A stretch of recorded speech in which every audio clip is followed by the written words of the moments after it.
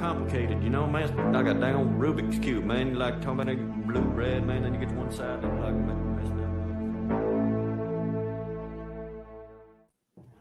All right, Thomas, welcome back to the Jay Burden Show. How you doing?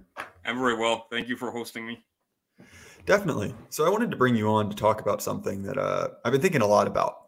So obviously, as is kind of, par for the course with, our right-wing vanguardists, the elite or the elite theorists, there's a lot of disdain in our circles for the middle class. And look, some of that's warranted, right? Like there are a lot of kind of silly things about the middle class or things to kind of ridicule about them. But I wonder if you could kind of, speak to your thoughts on the subject and kind of, how much of that is warranted and how much of that is kind of tilting at windmills, so to speak. There's a couple of things going on when we talk about class, just generally in America, because we're talking about a different phenomenon than we are if we're talking about Europe or any older civilization or older society. Like class exists in America, but it's a very different thing than class on the continent or in Anglophone societies that are more directly related to the UK. I'm talking about like Australia, New Zealand. When there was a discrete Anglophone culture in Africa.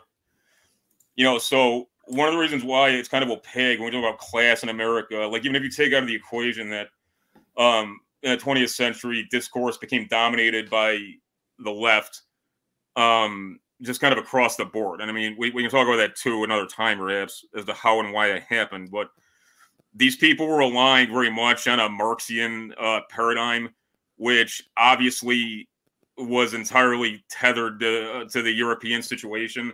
I mean, aside from everything else that's wrong with Marxian theory, they were talking about class as a phenomenon that didn't really exist in America. Okay, so that's part of the problem. And even people who are not at all oriented towards Marxism, or were not at all, and even people who don't have a punitive view of class, like people on the left do, if they read European political theorists or European sociologists, talking about class, they don't really get it, or they get it, but they're trying to sort of affix a square peg into a round hole. What you have in one of the reasons why, and I don't want to go on a tangent just immediately, and but this is relevant and I think it's important, and it's also what I'm going to mention is a body of work well worth reading. I spent a lot of time with Werner Sombart. He's kind of the other right-wing socialist other than Sorel that I tend to recommend to people, not just to get a better understanding of socialism, but in the case of Werner Sombart literally wrote an essay that was published as a book later, called "Why Is There No Socialism in America?" And Werner Sombart understood very much that you don't have socialism in America. Like he meant actual socialism, like Marxist-Leninism, or an actual a true socialist party that that was able to kind of supplant the traditional kind of populist party iteration, like the Democrats. Sombart understood this wasn't possible because people don't have caste identities in America. Okay, not just because they've got conceits about upward mobility, although that is part of it for a certain segment of the population. But it's because you don't have class rigidity in America, and like in terms of function, it doesn't really describe the way power is arrayed. Okay, and also America's an incomplete society. It's not even like America was founded. I mean, yeah, America was founded by a revolt against the monarch, but it was a remote monarchy. And it's not like there was some. It's not like the monarch had some kind of direct representatives in America who were cracking the whip on some like yeoman class who then proceeded to massacre these people. So there's some ancestral memory of the king's representatives who were this privileged caste over us, for whatever reason, owing to land and title, or owing to ethnicity, or owing to whatever criteria had installed them as kind of the rulers. It's not like America was like a white man's Haiti or something, or it's not like America came about because of some kind of Jacobin revolution or something. It's very So, I mean, you've got to consider that. So, I mean, what are we talking? So, with that other way, like, what are we talking about? We're talking about class. The European mind, and I know that there's people, particularly guys who style themselves neo-pagans or something, who are going to tell me that Europe is 40,000 years old and it's always existed, and I don't know what I'm talking about.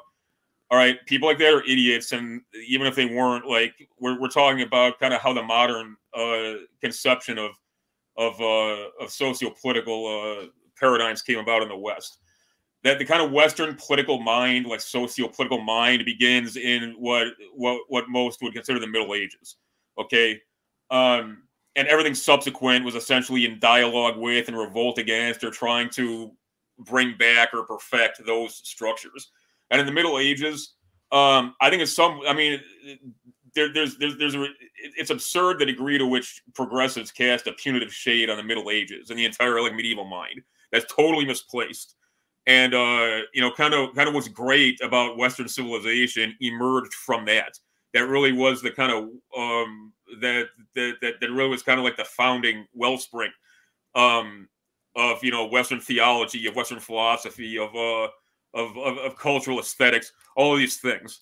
Okay, so it's and even if you don't accept that, again, like I said, the modern Western mind derived from that sort of beginning point. Okay. And I know people are going to be like, well, what about you know, Doric Athens and the classical Greece? Yeah, okay, but medieval Europe were the heirs to that tradition, and like, you know, people like the common man like came to know that heritage, you know, through the lens of Aquinas and things. Okay, I'm trying to condense as much as possible so that we don't go outside of our scope, but whatever we can say about that, you know, the medieval structure and the medieval epoch, if we can consider it one epoch at all, but that's a whole nother question. There was a rigidity to caste. Okay, the trifunctional hypothesis, you know, which Dumézil said was, you know, unique to Aryan societies, and which most people will know of this through Julius Evola. He relied a lot on Dumézil. Okay, so if you did not know about Dumézil before, now you do. And Evola, Mircea Eliade, a lot of these kind of theologically inclined political thinkers of the right, they were relying very much on Dumézil and some of his predecessors, who believed in what's called the trifunctional hypothesis. What's the trifunctional hypothesis? It's that society, as in its Indo-European society, was arranged into those who work, those who fight, and those who pray. Okay, you know, so you have your tenant farmers, you have your lords, and you have your warriors. You know, and you have your priests. You know, literally your priestly caste. You know, your priests and monks. And whether that's intrinsic to the Aryan or Indo-European culture or not, or unique to it or not, I mean, wherever you fall on that, it cannot be denied that this was what was characteristic of medieval sociology, and political rights came from that structure, and you know, the way people, you know, everything from the way people conducted politics to, you know, the way they approached matters of life and death, to, you know, their kind of views on aesthetics and to their ethical judgments, like, derived from that structure. And it was basically fixed. Okay, there were cases of some commoner, you know, becoming a knight in rare, especially during, you know, times of war, where there was, you know, you had to draw upon, you know, ordinary men to fill the ranks of your armies, and some guys just had such an aptitude for it. You know, nobody in the right mind would have denied them that sort of honorific. Of course, the kind of most egalitarian institution was the church, because like any man's son could become a priest. You know, if he, you know, assuming he, I mean, being a priest was actually a very hard job, if you want to look at it as a job in addition to, you know, a vocation, because it was, you know, you had to be highly literate. You know, you had to basically be willing to devote yourself to being a scrivener and you know, into letters and things. But you know, that was important, because you know, people like to burn the Catholic Church in effigy. I mean, particularly, I mean, which may sound ironic coming from me, because I'm very much a Presbyterian, but I've got a lot of respect for the Catholic Church. And whether you do or not, it can't be denied that, you know, they were an essential progenitor and guardian of the Western culture. Okay, but it was the most egalitarian of the three functions. Okay, if you want to look at it like that. But when all this was disrupted, you know, with the onset of early modernity, and I think it was the 30 Years' War. That's kind of the point at which this was truly shattered. I know, like, medievalists and stuff, like, say it was way earlier. Other people will, you know, okay, I'm a political theory guy who's interested mostly in, you know, in historical revisionism and the law and things. Okay, like I'm not suggesting that I have some great theory of when the Middle Ages ended. I'm saying for our purposes, you know, we're talking about a socio-political phenomenon, and this is a significant pole star. Okay, think of the 30 Years' War, you know, the Westphalian Peace, you know, mid 17th century. And any last vestige of what it is talked about, like, ceased to exist. Okay, but you know, for centuries after, and even today, the kind of the echoes of that structure endure in Europe, and you know, in America, it's not that America is young, and in some ways, America is not as young as some people think. I mean, there were, you know, the first settlements, the first permanent settlements in America happened in the 16th century. Okay, like in North America, I mean, you know, the Roanoke, Virginia colony and stuff. And you're talking about several hundred years, but you know, it's not just that it's not just that we're a relatively young country. It's that you did not have, not only did the process I described not occur here on our soil, but you didn't have the three functions. You didn't have the tri-functional structure, you know, as kind of the founding social paradigm for the way, you know, white people lived in America, or any other people. But I mean, white people being the founding culture-bearing stock. So when we talk about class in America, if you know, again, forgive that, I just thought it was essential kind of background. Like, what are we talking? We're talking about class. Okay. People mostly think you're talking about, like, how much money people make. That's not what you're talking about. Okay, like if you could take like a skilled tradesman in Chicago who makes like $200,000 a year with his own business, and then you could take some guy who's like descended from the founders of, you know, like the state of Baltimore, you know, who went to Yale, and even if that guy works for some nonprofit and makes $30,000 a year, like, he's not gonna look at the rich tradesman as being like, oh, he's my equal because he makes way more money than I do, and you know, that's not how things work. Okay, so such that there is like still a class sensibility in America. That's what it would be, you know, in traditional terms. But class in America mostly has to do with cultural outlooks, you know, the way people, the way, you know, the people's patterns of associations, you know, kind of like a loose, kind of like aggregation of values and certain kinds of jobs. Okay. Like, again, like when we talk about, it's problematic to talk about a working class. That's the final point I'll make before, like, I'll hand it back to you. You know, the reason why everybody, you know, from the Bolsheviks, you know, to people on the right, you know, in the first half of the century, like the National Socialists, you know, and like syndicalists and everybody else, the reason everybody was talking about workers and, you know, working class, it can't be emphasized the degree to which, like, humans were insinuated into a productive machine in the early 20th century. The Ford Motor Plant, it literally employed 100,000 people. Cities were worker barracks. You know, tens of thousands of people would work on one premises, literally on an assembly line, like human bodies working like a machine would. Okay, that is the working class. It's tens of thousands of men who have the potential to be tremendously dangerous because they're young and healthy and generally physically strong, because they have to be, to do the kind of work they do. They're all essentially doing an identical job. So if they go on strike, they can shut down national production. If they shut down national production, you know, in 1930, America doesn't control the financial system. There is no world financial system. The money America gets, America's GDP, it depends upon the value-added manufacturers. Those tens of thousands of men literally build and pack off to be, you know, distributed to the several markets within the American continent and overseas. If they stop what they're doing or refuse, you've got a real problem on your hands. That is the working class. Okay, A guy who's got his own auto shop is not working class. Okay, it doesn't matter that he likes beer and he likes to go to, Buffalo Wild Wings and he likes, NASCAR. We're not talking about how much money people make. We're not talking about, if they literally work doing something. That's not the working class. Like what I just described, it does not exist. It hasn't existed in America really since the early 90s. And it had been dying for 40 years before that. Okay. So with that, forgive me if that was too long-winded or pedantic. That was not my intention at all. But okay, no, not at all. And it's to a certain degree by virtue of being an abstraction, right? Like a convenient way to convey information quickly. There's going to be some loss of resolution. Like you just have to.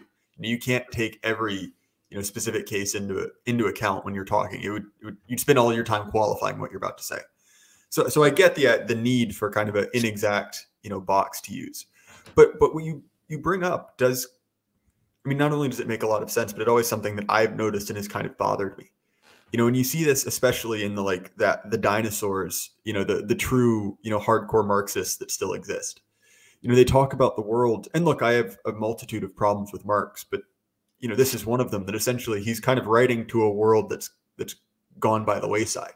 Oh, at least in the West, you're right. There really isn't a proletarian class anymore, at least not in that way. And so odd to me because I have a shameful addiction, which is reading horrible shit-lib opinion pieces because I think they're really funny. And the two genres I kind of get the most out of is one, alleged man from San Francisco writes a fan fiction about what the right wing is, that's another topic for another day. Yeah. But also, here's actually why, a screenwriter in LA with a degree from NYU is part of the proletariat. And, Jim Bob with a tow truck from Manitoba, well, he's really a property owner, a kulak, whatever you will. And so it's interesting to me because yeah. I get the need for class, right? Because it is how do you describe, the type of person who, generally votes Republican, likes NASCAR and beer, doesn't work a prestige job. I get it. But it seems to a point like we've tortured these definitions to the point where they don't really describe anything, especially in the U.S. context. No, exactly. And it's also I didn't mean to be needlessly kind of vague about things. The point about the working class is really important because that's why discourse doesn't make any sense in those terms in the 21st century. And I've tried to explain to people that some poor Mexican guy who probably is an illegal alien working at McDonald's. He's not the working class. Working class doesn't just mean poor people or people doing work for low wages.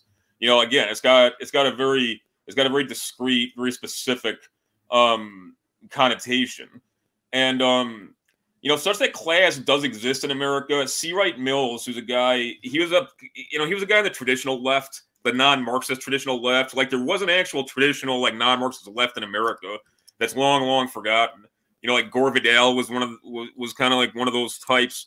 C. Wright Mills wasn't nearly as weird. I mean, I like Gore Vidal. But I admit he was kind of creepy. And I think most people would. But C. Wright Mills was a lot more of kind of a relatable guy. But he made the point. He dovetails with Burnham on some key points. And he made the point. This was in the 1950s. And kind of the Cold War, reign of whiz kids and technophiles was really jumping off in earnest. And he made the point that in America, to some degree, it's always been like this, exempting the South. He made a very big point that the former Confederacy was its own thing, but in the industrial North, the divide was kind of between mental workers and and physical laborers. And he acknowledged that there were some people who were a combination of both. Obviously a guy who designs and builds houses. You can't be a dumb guy and do that, or you can't be a guy who's not intellectually inclined to be able to do that. I mean, that you've worked with your hands before in a real capacity. But generally, he said the caste divide it was gonna be between the guy, if you allow a crude and aberrant analogy, the men planning the war and the men fighting the war. Okay, and that's basically accurate. To your point about how do we group these people sociologically who do actually exist in America? like, what do you call, you know, like guys who kind of like go to MAGA rallies and are kind of like the NASCAR demographic as we'd think of it. You know, I think until the term kind of became a meaningless sort of polemical device and became abused by Trump, the silent majority is a real thing. You know, and the middle class isn't the bourgeoisie or the petty bourgeoisie. You know, again, because it's something that really only existed and it still exists to some degree in America. You know, like middle class, it truly is the kind of broad middle of people who you know, who have like a fair amount of who have enough dispensable income and equity that they are like invested in the system. Yet they're close enough to they're close enough to working class origins from when such a class did exist that they still can have like one foot in that world, at least in memorial terms. Yet they're ambitious in the sense that, you know, they very much value like external indicators of wealth and keeping up with the Joneses. And that's what's interesting too, because I've tried to make the point again and again, like for better or worse, and I think I made this point before, I did grow up in a super zip. And again, I don't want people thinking that's me saying, oh, I'm like a clout chasing fuck. Like my parents were weird because my folks were pretty well off, but they weren't like rich. And compared to our neighbors, like we certainly weren't. And my dad was a political economist and like this Cold War whiz kid.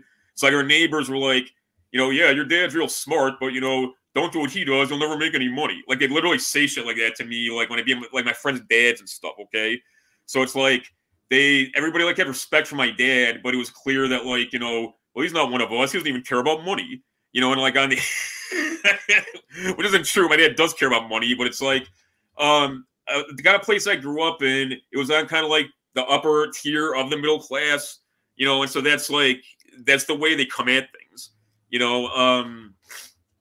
And I think in America stuff varies more. Identities more have to do with region and more to do with perception, and dare I say, have more to do with race and background and sect. You know, there is a Catholic culture in America. We've been sidelined quite a bit, but there's very much a Protestant culture in America. When we talk about white America, we're talking about people like you and myself, and that's a Protestant culture. So I mean, yeah, there are sociological categories in America that are meaningful and that makes it not just on voting day, okay, that are relevant, but they're not classes in the sense that we think of them, and to Werner Sombart's point, that's one of the reasons why like Marxism was a non-starter in America. Like literally all the guys who should have been receptive to Marxism, it wasn't just that they're like, we just won't, you know, like a Bolshevik revolution can't succeed here. It's that they were like, this doesn't apply to us. Okay, Marx. So what? You know, what's the significance here? It just like wasn't relatable. You know, I mean, and it culturally or intellectually or otherwise. Well, and it's interesting because a friend of mine and previous guest Ryan Turnipseed, he and Stephen Carson have been doing a series on left-wing violence, and they did an episode on the labor movement in the U.S. So primarily, you know, post-Civil War. Yeah. And it's interesting because it's an area I'll be the first to admit I don't know a ton about, but it is certainly. I mean, there are certain aspects that it kind of does borrow from socialism just by virtue of the fact that, you know, it's labor movement, right? But it is kind of a distinct flavor from kind of like traditional Marxism, right? Like the rhetoric they use is much more couched in kind of, I guess you would say like social gospel more than anything else. It's kind of even within, you know, the kind of like limited pool that is, you know, labor movements. It's very much kind of a, you know, an American and Christianized version of that. Yep. And can I insinuate just one thing? You know what's missing? Marx is all noblesse oblige. You know, we need to repair the social fabric that was destroyed by the shift to modernity from medievalism. You know, like the state has to become lord of the manor and provide for us. You know, in American labor socialism, it's, hey, I'm not getting my cut of the pie for the value added that I contribute to this firm. If you don't give it to me, I'm going to rise up and I'm going to steal it, quite literally, from underneath your nose. because you've appropriated the fruits of my labor. That's what it is. It's the absence of noblesse oblige. That's mine. It's not like you're not providing for us and you're exploiting us. It's I produce that with my labor. It is mine. I think that sounds like a reductionist paradigm, but I really believe that's what it is. Well, and you see it right in kind of what are the symbols of kind of like the labor movement in the U.S., right? It's things like the Mannington mine disaster, right? A coal mine blows up because essentially, there's profiteering. The idea was, we are obviously the men all died, but horrible mining accident, their families didn't get paid. So let's, the fat cats need to pay our wives, need to pay our widows. And that's fundamentally different from this kind of like plan to, I guess, kind of like remake the fabric of society. It's much more limited. And look, I realize that there were definitely, especially early in the labor movement, there were kind of utopians. I'm not meaning to say that doesn't come about, but it does seem to me, again, the quote unquote working class, even as it existed in America, kind of conceptualized itself very differently from the European model. Facts. Yeah, definitely. So one of the other things, sorry, carry on. No, I've been taking up too much of the conversation. I just wanted to add one more thing. A guy who I think is important in terms of class, even more so than Charles Murray, who we mentioned before we started recording. And I mean, I think Charles Murray is kind of a jerk, frankly. I don't know the dude personally, but I mean, like in terms of he just comes off like a jerk. But in kind of that cliche, like country club Republican way, but his takes are fairly good for somebody who's kind of like a pop intellectual. But Nicholas Wade, he mostly writes about genetics and population genetics, okay? And he actually got fired from the New York Times for writing about race, okay? He used to be like their science editorialist in the 90s. But he wrote a book called A Troublesome Inheritance, which deals obliquely with, population genetics and race, which is interesting if that's, within your wheelhouse. But his big thing is he made the point that in America especially, this phenomenon became normative, but there was a biological component to the quote rise of the middle class in Europe, and the catastrophic downward mobility of the lord, the overlord caste, and the upward mobility of the peasants, when they were uprooted, taken from the land and deposited in cities, where a former a descendant of a peasant's son could become a wealthy merchant, and then he could go on to marry the daughter of a lesser nobleman. There you have the middle class, quite literally. And the Wade made the point that one of the reasons for the original caste system was you basically had more advanced populations, intellectually, often more physically robust. But aside from many, kind of racial or morphological or genetic advantages they had, they were genetically different to the point that, in a lot of places, like like what became Prussia and what became the United Kingdom, the distinction between, the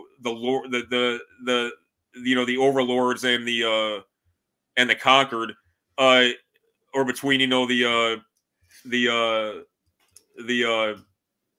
master and the slave, it could be we consider these people to be different races by modern metrics. Okay, is what he was getting at.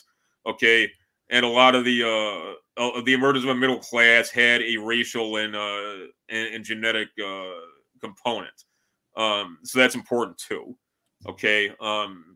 A lot of the kind of typical like middle American, we're not just talking about people situated in the middle of the income spectrum or whatever. Like you're talking about a guy who's descended essentially from people who in their background had both like lesser nobles as well as peasants, and you don't really find that in that kind of to that relative degree in older societies that have endured to this point, which I think it's not just trivia. That's an important phenomenon, I think. That's all I had. No, that's insightful. And I mean, I am by no means, a practiced genealogist, but even in my own my own lineage, you see it, right? Because on one hand, you have kind of, and this isn't like a particularly like, special thing, but there is kind of that old Virginia aristocracy. And then also there's, almost equally arriving at the same time. You can look on the manifest and it's, 1622 indentured servant, right? Yeah. Both from England. Yeah. And so I think that part of it is just, look, there's a small pool of genetic material going around. That's true. And also, I mean, without being kind of like overly, crude about it, I mean, there were a lot of indentured servants who, ended up pregnant with their master's kids. Oh yeah, definitely. I mean, especially when there were just, early in, the colonial project, there weren't a lot of women to go around. You see the same thing in South Africa, right? There were almost no women in South Africa.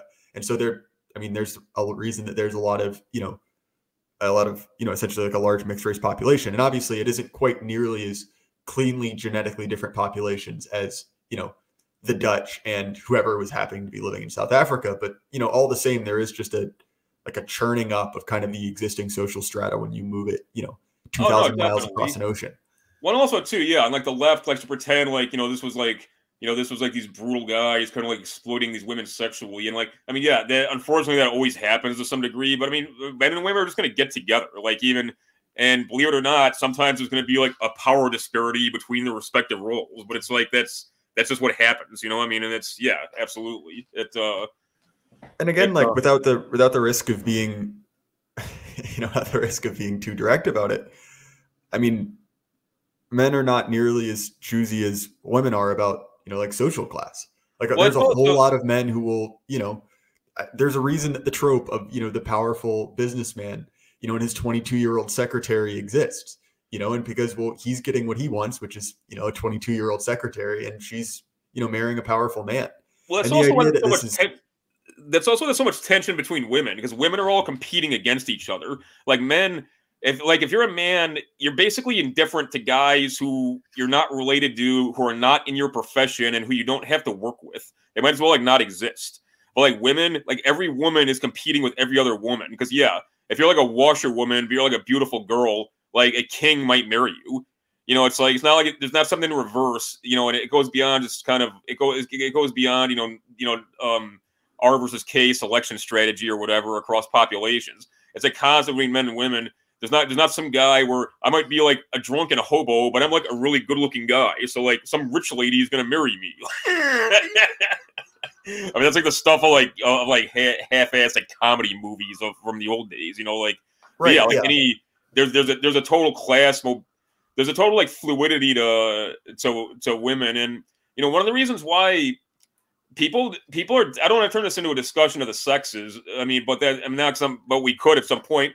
One of the reasons I get down on people who like say kind of categorically cruel things about women, like women just like do what they're told. It's like, do you realize, man, that like women have got to be able to adapt and be malleable to survive, or they had to. Because like if you're a pretty girl, basically it's like, well, you leave your family and like you might even join like a whole nother freaking ethnos, which by our standards would be like hopping into like a different racial milieu. And you got to be okay with that. You got to be able to psychologically come back from that and basically, be able to insinuate yourself into that in a way that not just you can survive, but also thrive and look after your children. I mean, women aren't just malleable. It's more complicated than that, but such that they are, like, that is why. Okay. Men are very fixed in their life trajectory. Women are not. Women could end up in any number of places. In some ways, women have it a lot easier than men. In some ways, they have it a lot harder than men. And that's that's a hugely important point. Like, what I'm getting is that psychologically, if you're a woman, you've got to be pliable enough to literally leave your tribe at a young age or be taken away and adapt to an entirely new sociocultural environment, like at the intimate level and at the macro level. And what you just said is exactly why. So going back to what you said earlier about the moral majority, there's a kind of tired, like, leftist tact on, essentially attacking middle America the moral majority. And I think that's something we don't really need to address. We're all familiar with those kind of canards. But there is also, admittedly, kind of this this right-wing attack of like, oh, they're useless. They're overly focused on, like we said earlier, like social climbing and respectability. And so we just ignore them. They're kind of followers. They'll fall in line to any system. Do you see that as being an accurate description? That's the way people perceive it, yeah. And there's something too, not just on the left, but on the right. You know how in the 60s, the kind of pejorative came about. They describe, they describe these kinds of limousine liberals who were taking up, social justice causes of the increasingly kind of unmanageable underclass. They call it the Yale and Jail Coalition. There's something to that. And obviously on the left, a lot of it's just kind of like these pathetic characters, who have some kind of fetish for, white guilt and everything. And they as a kind of virtue signaling performance, they pretend that they care about like the ghetto underclass and stuff. But there is something to the claim that, and I mean, those people are just like, I mean, that's its own thing. But in less kind of pathological terms and more genuine terms, there's something to the claim that both rich people and poor people, both of them survive by their wits, or in the case of rich people, they get ahead by their wits and become powerful by their wits. Like, I'm not talking about idiots like the freaking Bidens or something. Like, I'm talking about like Elon Musk type guys who like might seem somewhat nuts. Who might seem like ridiculous in some ways, but are incredibly cunning and are very, very dynamic people.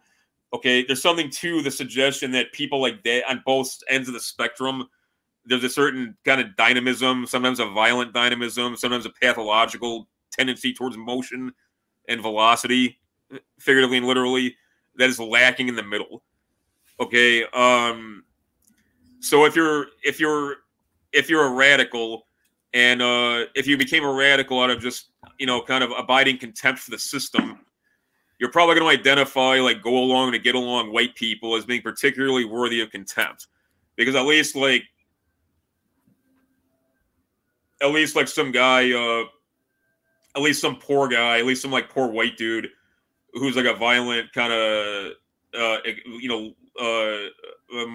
neo-Marxian extremist, or some black hood rat, who's like pushing dope and acting like a lunatic. Like, at least that guy's got some balls and he like comes to fight, even if he's your enemy and you have to deal with him on those terms.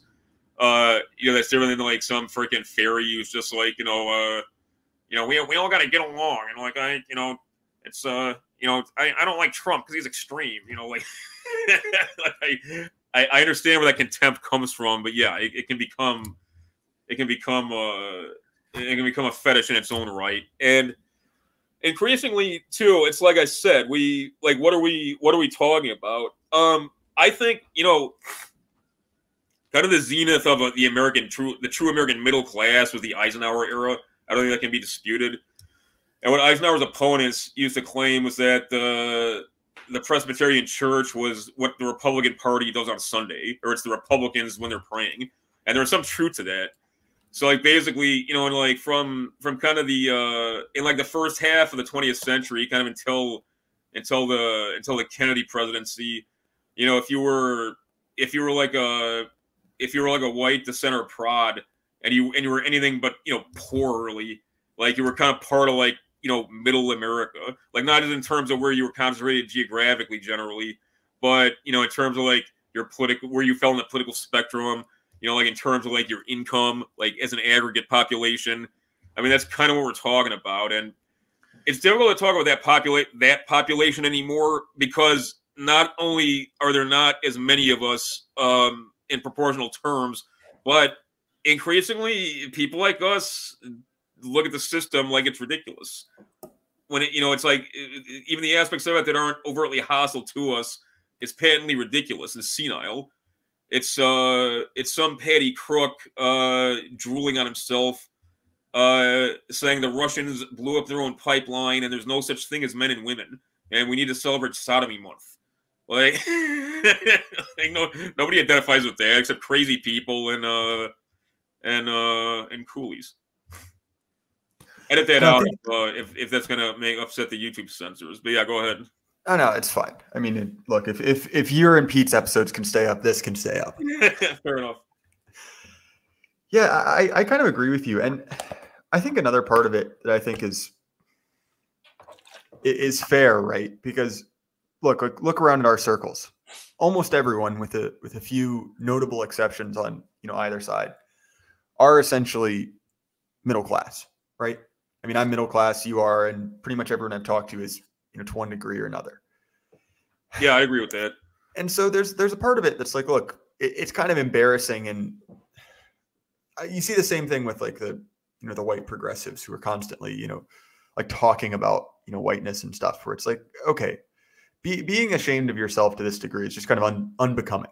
It makes you look weak. It makes you look just embarrassing. It's the same thing as the girl going, "Oh, I'm so fat," like I'm so fat, hoping that you call her pretty. It's just it's undignified, especially for men to act that way. Oh yeah, well, also too, it doesn't give you any cachet. I mean, like I said, I talk to a wide variety of people just because it's kind of like, I mean, part of that's because that's kind of like what I do for my job. If you want to look at it like that, but just kind of like, I've been around for minutes and getting old, but also, I don't reveal a lot about myself to strangers, but in Chicago, it's important like where you're from in terms of like neighborhood and locale. And I told you like a lot of black people assume I'm Irish, which I know I say that makes me mad, and it does kind of irritate me. But it like if you're on the ground here, like you kind of understand that. They're like, okay, this is like a blonde guy, he's not Polish and stuff, so like he must be Irish. But then like when I tell guys, I tell them like where like the town I'm from and North Shore and stuff, and they're like, oh, and then they're like like all they'll say, nobody's ever said anything punitive about it other than or anything or anything at all. Like occasionally people be like, oh, you must be educated. That's kind of like black speak for like your middle class. Like, oh, you're educated. That was fine. But my point is that it's like you shouldn't give a fuck what people think about where you're from anyway. But it's not like if you're from like a super zip even. Like people are gonna think you're like either a punk or think you're privileged or like nobody thinks that way. But like weirdos at Berkeley, like people on the street don't think that way. Like nobody. I mean, there is people ask that kind of stuff on the street, so they want to know like who they're dealing with, but. And sometimes that gives you an idea, sometimes it doesn't. But this whole notion of, I mean, I'm constantly running across white liberal types, deranged types, and for some reason they can't put it together that like what I am. I mean, I think they get hip to it after a minute if I talk to them, at all candidly. But they'll go into these like monologues about how like they're actually poor and they had to like work all their way through college, and like I know this is bullshit. And sometimes I've called them. I'm like, "Why are you telling me this? I don't care. Like, I don't care if you got a trust fund that, wouldn't run out until the next extinction level event. Like, why are you telling me this?" But it's like they got this. It's like this bizarre kind of like qualifying ritual. Like, I'm actually poor. It's like, well, that means you're probably fucked up. Like, and but it's like, and even if you weren't, I don't care, man. Like, why? Like, normal people don't. Or people are like well adjusted at all, don't think in those terms. Yeah. And I think that the part of that is that just essentially like there is, and I think really it does kind of go back to there. And this is a delicate subject, so I'm going to tread carefully. That I think that there is like deeply buried in kind of like the liberal sensibility, an absolute dread of the Nixon coalition. Oh, yeah. So nothing can be worse than those people. And so what you see in that is essentially like this kind of performative signaling, like, oh, I'm not one of them. I'm one of the good ones. And so you're essentially like signaling that you are, despite all your kind of like external signifiers. Because let's be honest, I know people like that, and you can smell it on them a mile away, that they're not what they say they are. It's very apparent. But it is, I mean, much like we were saying earlier about, it's essentially signaling that you're not one of the the stinky moral majority types. Oh yeah, definitely. Yeah, and it's and yeah, I mean it's very fake and it's very pathological. Like I mean, quite literally. I'm not just using that as like a scare word or as a kind of or as hyperbole. But there's it's also the but part of that is one of the reasons I'm so critical of the country in the 20th century one of the things that, one of the reasons I mean, to go back to Sorel and even to go back to an Austrian painter, one of the things that underlay the revolutionary right, one of the primary kind of pillars of their entire Weltanschauung was that there's got to be some kind of purpose to political life, because political life is an extension of life. And what's the point of being alive? It's value creation. It's to produce, and as when people come together as a nation, as an ethnos, as a race, dare I say it, that enterprise for the purpose of creating culture. And when you look at something like the model that the Führer had Speer create for the future Germania, with the Great Hall and things, that's incredible. And just like the architecture, like Josef Thorak and things like this, this like monumental architecture and things, and just the idea of the idea of Faustian transcendence, like that's all that's what life's all about. It's not all life's about, but America, what did it do? It said, we've got to annihilate those tendencies, and the purpose of life is to save enough money to buy a house, and then you can buy stuff. I mean, what did it propose? In that's superior, like nothing. So there's something basically lacking in American life from the 20th century onward. And that can't be like creating pointless societies.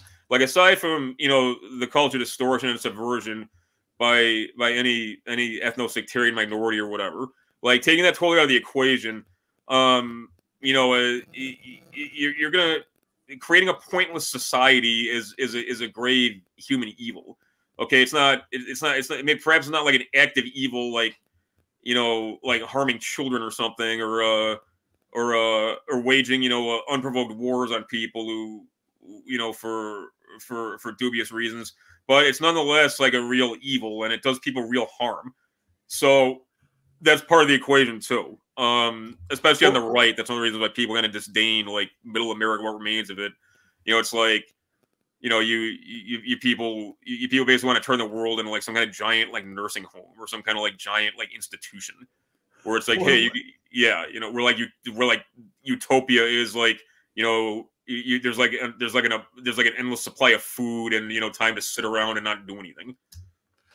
Well, and it's part of the reason I think that there is a lot of criticism leveled at the baby boomer generation, but I think that it's all too easy to forget essentially that the kind of the silent generation that gave, kind of like seminal right-wing figures like Pat Buchanan their childhood, right? Kind of like that Eisenhower era of, the shopping mall, with the, the sections for everyone. Everyone has a store they can go to, there's a place for the kids to hang out.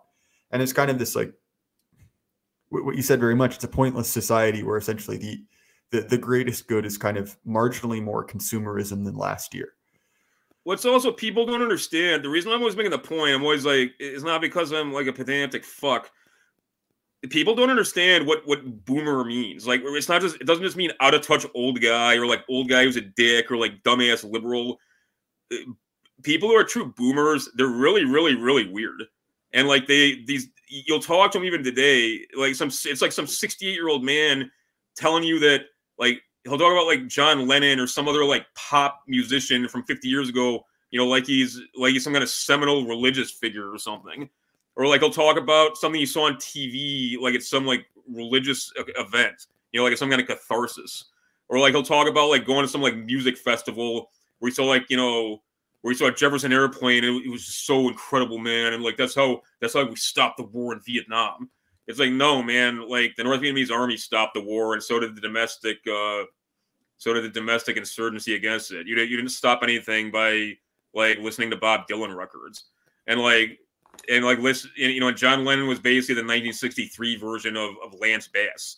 Like you weren't hip to some like incredible like, you weren't hip to some like world transforming knowledge because you like crummy pop music for girls. Like, right. I know it sounds like I'm being like needlessly punitive, but that really is a thing. And it, same thing too, like pretending JFK is Jesus Christ. Like, who the hell looks at some? I mean, yeah, those were critical times, and JFK deserves props for how he handled the missile crisis. But the guy was just an Irish politician, you know, whose dad was a gangster. The guy's not Christ. He's not, you know, he's not Saladin. He's not, you know, that's what boomerism is, okay? And people my age were, I mean, my folks were pre-boomers because they were born during the war, but a lot of my friends' parents were boomers, and there was a huge amount of them. Like, if you grew up if you were born in the 60s or 70s, you were around these fucking people constantly, and they're really, really, really weird. And nobody before or after is like that, like at all. Like, nobody, you don't run into guys my age who tell you that, like, Axl Rose is like a quasi-religious figure, or that, like, by like listening to certain kinds of music, like, they changed everything, you know, or that, like, they're the entire center of the universe, or that, like, Bill Clinton is like the greatest man who ever lived. Like, nobody thinks that way but boomers, you know, like, and possibly Bill Clinton. But, yeah. Who is a boomer, I might add. But that's why it's dumb when people are like, "Oh, this 35-year-old guy, fuck him. He's a boomer, whatever boomer." It's like, you don't get it, man. It's not. And I fundamentally, I completely agree with you. Yeah. My point was just, I think that has become kind of a punitive term. Oh no, I didn't mean to go off on a tangent. Yeah. No, not at all. To kind of set up a straw man to kind of take swings at. Oh yeah. Well, it's also too. I mean, I point out to people too. You know, almost over 2/3 of guys who volunteered for the infantry in Nam they were volunteers, almost like over 66%. So this idea that, like, every guy who was born after 45 was like some dipshit, like I just described, those people were like a very vocal minority. Like, most people who were born like in the boomer years were basically normal people, and a lot of those guys were the silent majority. Like, they fought in Nam. They realized the country was being subverted from within. Like, I mean, they're the guys who swept Nixon. They're the guys who allowed Nixon to sweep the map in 72. You know, I mean, so yeah, it's.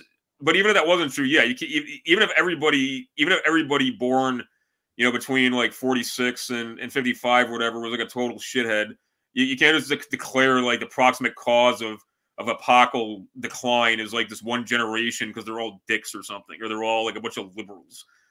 Plus, the issue with boomerism too, it's not so much that they're liberal, it's that they're just fucked up, and they've got like ontologically they think bizarre things. It goes beyond just being like left wing.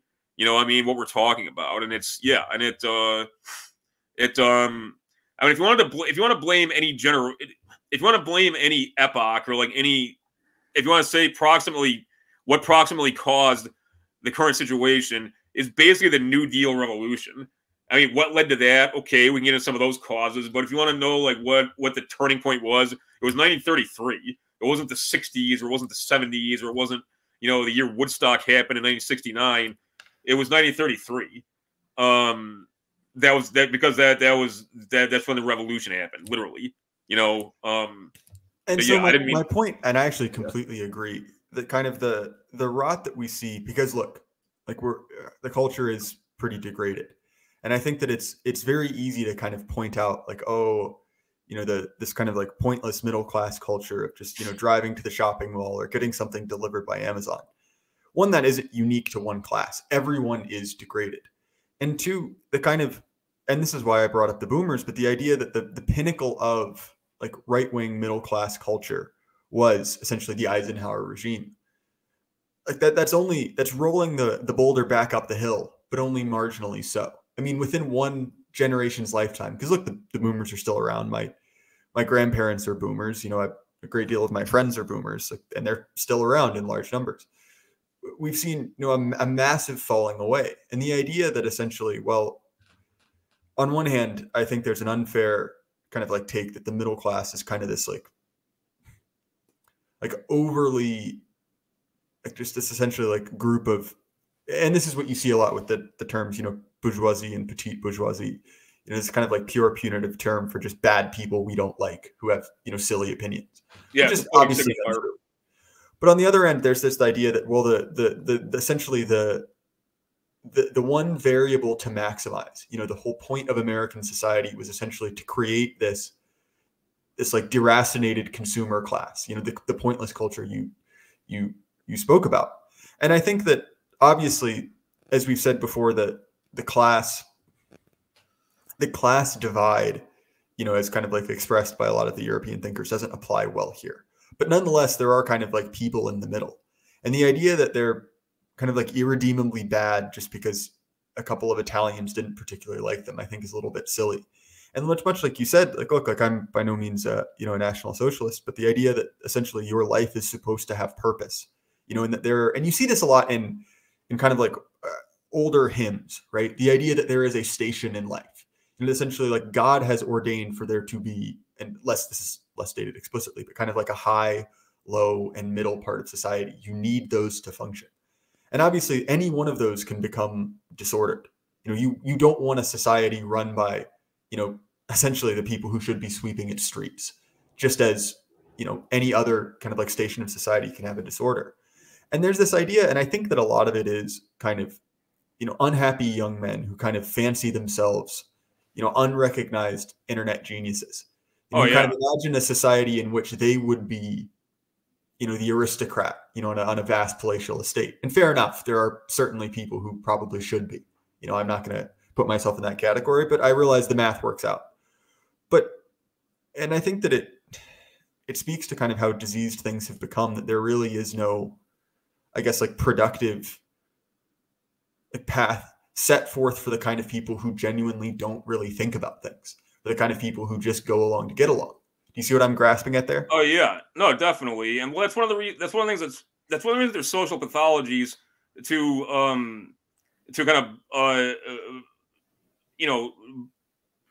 doing away with the view that people are have different levels of ability.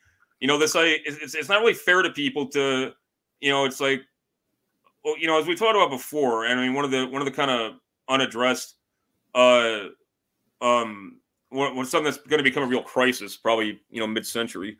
The abolition of labor is a real thing. It's all around you. It's been going on in earnest for 100 years, but it's become remarkably it's become exponentially more severe. Okay, obviously in the last 30 years, but there's quite literally not going to be nothing for huge swaths of the population, especially the male population, to do. And it's saying like, oh well, just go study STEM or go be a software programmer or go study engineering or medicine. That's not fair to say to a guy who's not really capable of those kinds of things, and it's not just either in ethical terms or in terms of practical reason.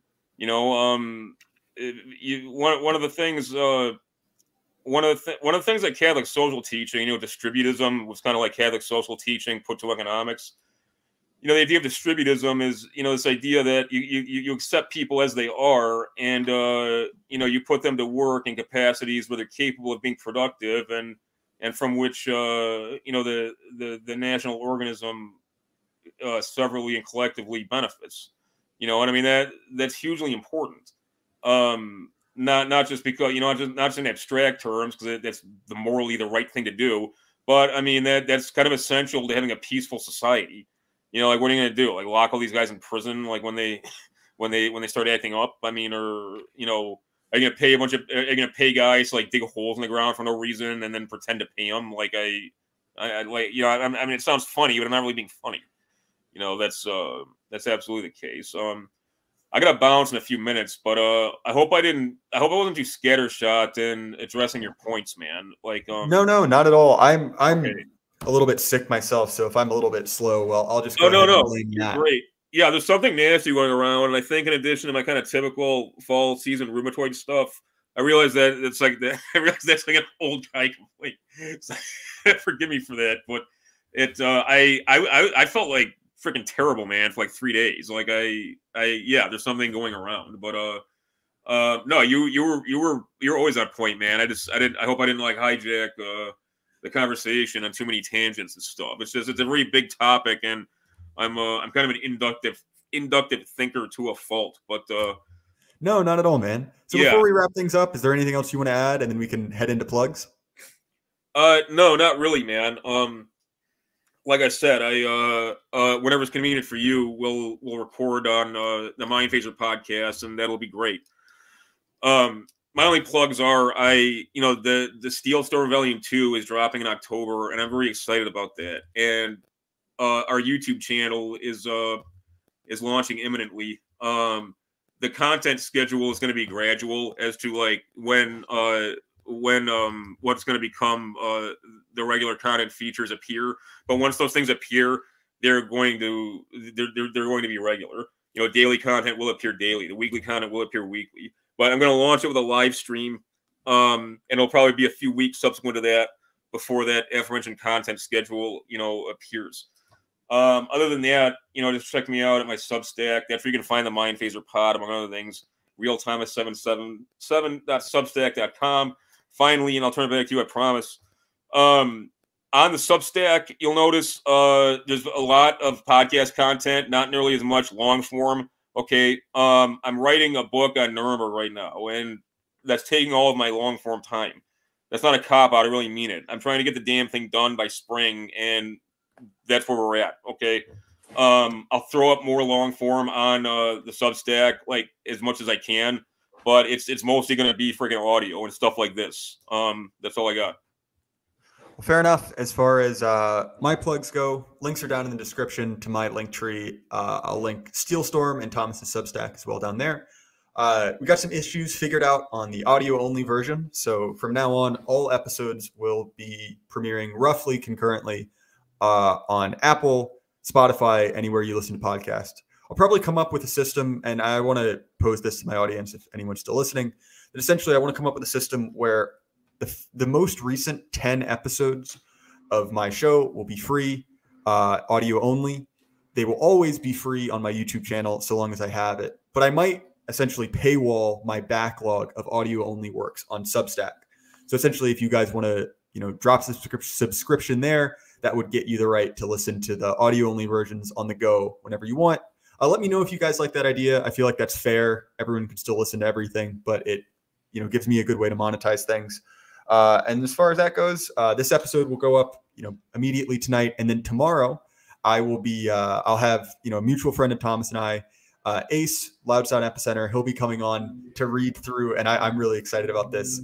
I found the blog and published work by the feminist professor who, unbeknownst to her, radicalized me. And so I'm going to be going through her work, as kind of a bit of biography on my part. And that's awesome. Yeah, a little bit of just entertainment. So that should be fun, and that'll be coming out tomorrow night. And so that's all my plugs. Thanks for coming out, everyone. And remember, keep your head up. The light can't last forever. Good night.